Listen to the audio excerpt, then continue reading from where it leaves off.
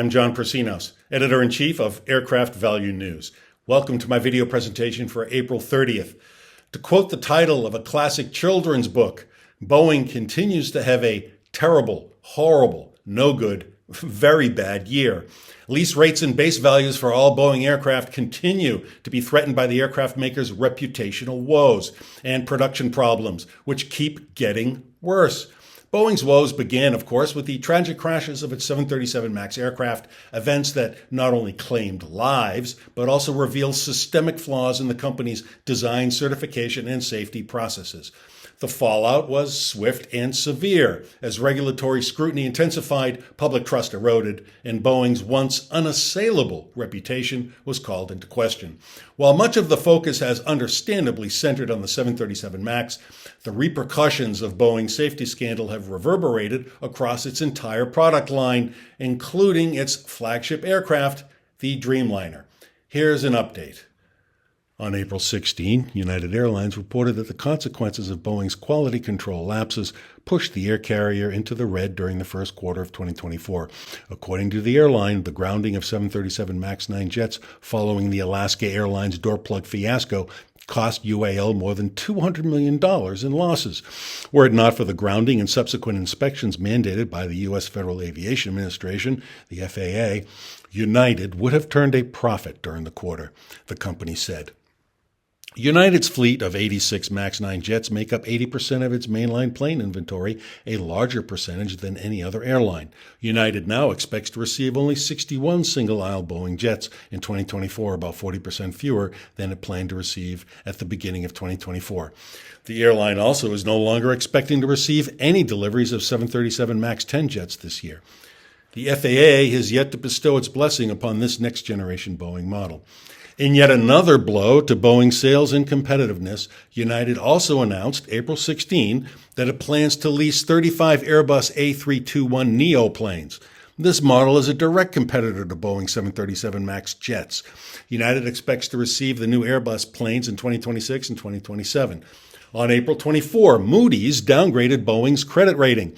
Boeing burned through a lot of cash in the first quarter of 2024. Fitch and S&P Global Ratings soon followed suit. The company is now saddled with a credit rating that's on the cusp of junk. Boeing has not launched a clean sheet jetliner since the 787 program began in 2004. Instead of building new airplanes to expand and upgrade its fleet, the company spent over $60 billion on stock buybacks in the years leading up to the 2019 grounding of its MAX fleet. Just between 2013 and 2019, the company bought back a staggering $43.5 billion in shares. To free up money to pay for stock buybacks, the company restrained pay increases for regular employees, reduced the number of quality control employees, and cut corners on safety. Not one penny of that money did anything to increase the value of Boeing. Instead, it simply manipulated upward the price of the stock as the purchased and retired shares vanished from the marketplace. Because most of the company's senior executives get most of their compensation in stock rather than pay, to avoid the corporate loss of tax deductibility on salaries over $1 million, the benefit of the stock buybacks went primarily to Boeing's executives and stockholders. Regular salaried and hourly employees were left out of the equation altogether, as was much of the ability to grow the company. On April 25th, Southwest Airlines reported a wider-than-expected first-quarter loss and lowered its growth estimate for the year. According to the airline, it now expects to grow capacity by just 4% this year versus an earlier estimate of 6%. On April 17, the U.S. Senate heard testimony from a Boeing whistleblower who alleged serious safety lapses within the company's manufacturing processes. In the meantime, the clear beneficiary of Boeing's ever-deepening scandal is its European-based arch-rival, Airbus. Airbus set a sales record in 2023, clearly beating Boeing, as the chart shows. Boeing's deliveries of commercial aircraft have waned in the first 3 months of 2024, according to company reports published April 7.